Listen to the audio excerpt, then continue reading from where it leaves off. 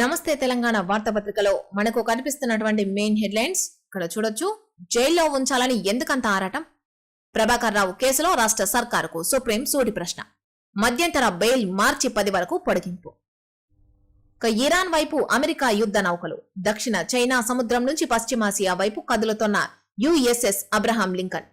Venezuela తరహాలో Iran పై America సన్నాహాలు. నేడు నమస్తే తెలంగాణ వార్తాపత్రికలో మనకు ప్రధానంగా ఇచ్చినటువంటి వార్త ఇక్కడ చూడొచ్చు. ప్రగతి వెలుగులు జల సిరులు అంటూ ప్రధాన వార్త కనిపిస్తా ఉంది. తెలంగాణపై కేసీఆర్ సంతకం. పరిశ్రమలకు నవశకం. కేసీఆర్ పాలనలో విప్లవాత్మక పథకాలతో రాజబాట. సూక్ష్మ, చిన్న, మధ్య తరహా పరిశ్రమలకు భారీ ప్రోత్సాహం. టీఎస్ఐ పాస్ తో రాష్ట్రానికి వేల కోట్ల పెట్టుబడులు. లక్షల మంది యువతకు ఉద్యోగ ఉపాధి అవకాశాలు. తాజా నివేదికలో మరోసారి ప్రశంసించిన నీతి ఆయోగ్. 2022-23లో రాష్ట్రానికి 26,791 కోట్ల పెట్టుబడులు. 3,191 కొత్త పారిశ్రామిక ప్రాజెక్టులకు అనుమతులు. తెలంగాణ ప్రగతిని వివరించిన నీతి ఆయోగ్ 2026 నివేదిక. T idea, T pride, T ఫండ్ల వంటి పథకాల ప్రస్తావన. నేషనల్ బెస్ట్ ప్రాక్టీస్ గా కేసు స్టడీగా టీఎస్ఐ పాస్ కు గుర్తింపు. 11 ఏళ్లలో రాష్ట్రానికి 2,60,060 కోట్ల పెట్టుబడులు. 22,745 పరిశ్రమల స్థాపనకు ప్రభుత్వం ప్రోత్సాహకాలు. 17.54 లక్షల మందికి ఉపాధి కల్పనలో టీఎస్ఐ పాస్ కీలకం. కనుమ పండుగ రోజున తెలంగాణ రాష్ట్రం 3 ఘట్టాలకు వేదికైంది. ఒకటి, కేసీఆర్ పట్టుబట్టి సాధించిన చెనాక కొరాటా ప్రాజెక్టు నుంచి నీరు విడుదలైంది. రెండవది, రాష్ట్రంలో కేసీఆర్ హయాంలో పారిశ్రామిక రంగం దగద్దాయమానంగా వెలిగిపోయిందని కేంద్రం నివేదికతో వెల్లడింది. మూడోది, అదే కేసీఆర్ హయాంలో రాష్ట్రంలోని నవ యువత మేధస్సును మందించి స్టార్టప్ రంగంలో జరిపిన ఆవిష్కరణల రికార్డు కూడా వెలుగు చూసింది. పాలన అంటే విజన్, అభివృద్ధి, సంక్షేమం. అది తెలుసు కాబట్టే 10 ఏళ్ల పాటు కేసీఆర్ సుస్థిరంగా నడిపిన బీఆర్ఎస్ ప్రభుత్వంలో తీసుకున్న నిర్ణయాల ఫలితాలు ఒక్కొక్కటిగా ప్రజల అనుభవంలోకి వస్తున్నాయి. ఇవే కాదు, భవిష్యత్తులో ఇంకా ఇంకా వస్తుంటాయి. కేసీఆర్ పుణ్యమా అని వచ్చే 3 ఏళ్లు కాంగ్రెస్ మంత్రులు రిబ్బన్లు, కత్తెరలు పట్టుకుని పరుగులు తీయాల్సిందే. అడ్డం పొడుగు నిందలు వేసిన మేధావులు ముఖం చాటేస్తూ తిరగాల్సిందే అంటూ ప్రత్యేక కథనమైతే చూడొచ్చు. తెలంగాణలో పారిశ్రామిక రంగ విప్లవానికి కేసీఆర్ ఆద్యుడనేది అక్షర సత్యం. వివక్ష పాలన ఫలితంగా దశాబ్దాల పాటు చీకటి గుహలో మగ్గిన తెలంగాణ పారిశ్రామిక ప్రగతికి తన ఉక్కు సంకల్పంతో వెలుగుల బాట చూపిన వ్యక్తి. విప్లవాత్మక సంస్కరణలు, వినూత్న పథకాలతో లక్షల కోట్ల పెట్టుబడులు తెలంగాణకు తరలివచ్చేలా చేశారు. లక్షల మంది యువతకు ఉద్యోగ ఉపాధి అవకాశాలను కల్పించారు. ఈ విషయాన్ని కేంద్ర ప్రభుత్వం సారథ్యంలోని నీతి ఆయోగ్ మరోసారి తన నివేదికలో పేర్కొంది. చెనాక కొరాటా కేసీఆర్ ఘనత.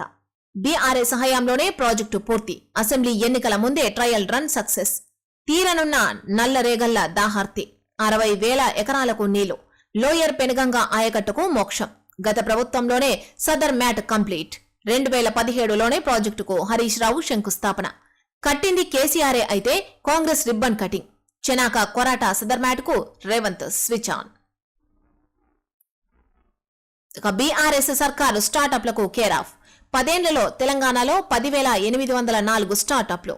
అత్యధిక అంకుర సంస్థలతో దేశంలో 7వ స్థానం. కేసీఆర్, కేటీఆర్ చొరవతో మారిన ముఖ చిత్రం. ఆవిష్కరణలతో ఆర్థిక వ్యవస్థకు ఊతం. డిపిఐఐటి కేంద్ర గణాంకాల వెల్లడి. 10 ఏళ్ల పాలన, పారిశ్రామిక విప్లవం అంటూ ఇక్కడ మరో వార్త చూడొచ్చు. టీఎస్ఐ పాస్ దేశంలోనే అత్యుత్తమమైనది. నీతి ఆయోగ్ ప్రశంసించడం గొప్ప విషయం. 2.6 లక్షల కోట్ల పెట్టుబడులు ఆకర్షించాం. 25 లక్షల మంది యువతకు ఉపాధి కల్పించాం. నీతి ఆయోగ్ నివేదికపై కేటీఆర్ స్పందన. మీకిదే చివరి అవకాశం. ఎమ్మెల్యేల అనర్హతపై త్వరగా తేల్చండి. డెడ్ లైన్ దాటితే ఏం చేయాలనో మాకు తెలుసు అన్న సుప్రీంకోర్టు. 2 వారాల్లో అఫిడవిట్ దాఖలు చేయాలని స్పీకర్ కు సుప్రీంకోర్టు ఆదేశించినట్టుగా ఇక్కడ మనకు వార్త చూడొచ్చు. ఎమ్మెల్యేల అనర్హత పిటిషన్లపై స్పీకర్ 2 వారాల్లో నిర్ణయం తీసుకోవాల్సిందేనంటూ ఇక్కడ సుప్రీంకోర్టు ఆదేశించినట్టుగా ప్రధాన వార్త చూడొచ్చు. ఫిరాయింపులకు పాల్పడిన ఎమ్మెల్యేల అనర్హత కేసులో తెలంగాణ అసెంబ్లీ స్పీకర్ మళ్లీ గడువు కోరడాన్ని సుప్రీంకోర్టు తీవ్రంగా తప్పుపట్టింది. తెలంగాణ అసెంబ్లీ స్పీకర్ కు ఇదే చిట్ట చివరి అవకాశమని తేల్చి చెప్పింది. ఇప్పటికే పలుమార్లు తగిన సమయం ఇచ్చినా విషయాన్ని గుర్తు చేసింది. ఈ పాటికే స్పీకర్ పార్టీ ఫిరాయింపు ఎమ్మెల్యేల అనర్హత విషయంలో తగిన నిర్ణయం తీసుకుని ఉండాల్సిందని అభిప్రాయపడింది. 4 వారాల్లోగా ఫిరాయింపు ఎమ్మెల్యేలకు సంబంధించిన విచారణను స్పీకర్ పూర్తి చేయాలని ఆదేశించింది. కానీ 2 వారాల్లో స్పీకర్ తీసుకునే చర్యల ప్రగతిని వివరించాలని ఆదేశించింది. 2 వారాల నాటికి ఉన్న పురోగతి ఆధారంగా తగిన నిర్ణయం తీసుకుంటామని ప్రకటించింది. ఆ ఇద్దరు పార్టీ మారలేదట. పోచారం కాలే యాదయ్యకు స్పీకర్ క్లీన్ చిట్. మారినట్టుగా ఎలాంటి ఆధారాలు లేవట. ఎమ్మెల్యేల ఫిరాయింపుల కేసులో స్పీకర్ మాట. బీఆర్ఎస్ పార్టీ ఇచ్చిన ఫిర్యాదులు డిస్మిస్. గతంలో 5గురి విషయంలోనూ ఇదే తీరు. సిపిఎస్ ఉద్యోగులకు ఏరియర్స్ ఇవ్వలేమంటూ తేల్చి చెప్పిన రాష్ట్ర ప్రభుత్వం. కాంగ్రెస్ పై నిరుద్యోగి కన్నీటి శాపం. ఉద్యోగాల నియామకాలు ఎక్కడా అంటూ ఆవేదన. మున్సిపల్ ఎన్నికల్లో కాంగ్రెస్ ను ఓడించాలని పిలుపు. చెన్నూరు నియోజకవర్గ యువకుడి తీవ్ర ఆగ్రహం. సోషల్ మీడియాలో వీడియో వైరల్ అంటూ వార్త చూడొచ్చు. కేసీఆర్ ఇంట్లో సంక్రాంతి సంబరాలు అంటూ ఇక్కడ వార్త చూడొచ్చు. కుటుంబ సభ్యుల నడుమ ఘనంగా వేడుకలు. మకర సంక్రాంతి పర్వదినం పురస్కరించుకుని రాష్ట్ర తొలి ముఖ్యమంత్రి బీఆర్ఎస్ అధినేత కేసీఆర్ ఎర్రవల్లిలోని తన నివాసంలో కుటుంబ సభ్యుల నడుమ వేడుకలు ఘనంగా జరుపుకున్నారు. రంగవల్లులు అలంకరణలతో ఇంట్లో సంక్రాంతి శోభ వెల్లివిరిసింది. గురువారం తన సతీమణి పిల్లలతో ఎర్రవల్లి నివాసానికి చేరుకున్న బీఆర్ఎస్ వర్కింగ్ ప్రెసిడెంట్ కేటీఆర్ తన తల్లిదండ్రులు కల్వకుంట్ల శోభమ్మ, చంద్రశేఖరరావు ఆశీస్సులు తీసుకున్నారు. కుమారుడు కేటీఆర్, కోడలు శైలిమ, మనుమడు హిమాంశు, మనుమరాలు అలేఖ్యను దీవించిన కేసీఆర్ దంపతులు వారికి పండుగ శుభాకాంక్షలు తెలిపారు. ముడుపులు ముడితేనే ఫైల్ ముందుకు అంటూ ఇక్కడ మరో ప్రధాన వార్త చూడొచ్చు. దేవాదాయ శాఖలో అవినీతి జలగలు. అర్చక ఉద్యోగులకు తప్పని వేధింపులు. కమిషనర్ కార్యాలయ పరిసరాలే మామూళ్ల వసూళ్లకు అడ్డాగా ప్రచారం. ఫిర్యాదులు పట్టని ఉన్నతాధికారులు. దేవాదాయ శాఖలో ఒక ఫైల్ కదలాలంటే ముడుపులు ముట్టందే పనికాని పరిస్థితి నెలకొంది. బొగ్గులకుంటలోని దేవాదాయ శాఖ కమిషనర్ ప్రధాన కార్యాలయంలో ప్రతి సెక్షన్లో అవినీతి రాజ్యమేలుతున్నట్టు తెలుస్తోంది.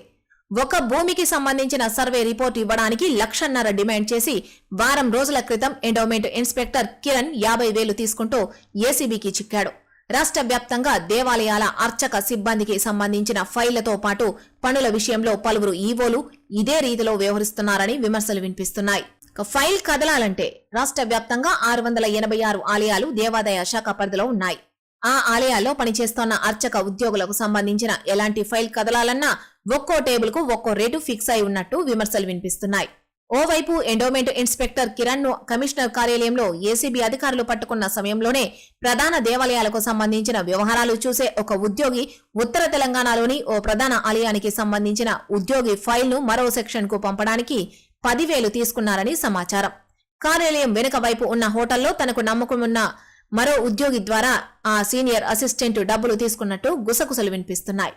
ముడుపులు చెల్లిస్తేనే కమిషనర్ పేషీ వరకు ఫైల్ చేరుతుందని దేవాదాయ శాఖ సిబ్బంది చెప్పుకుంటున్నారు.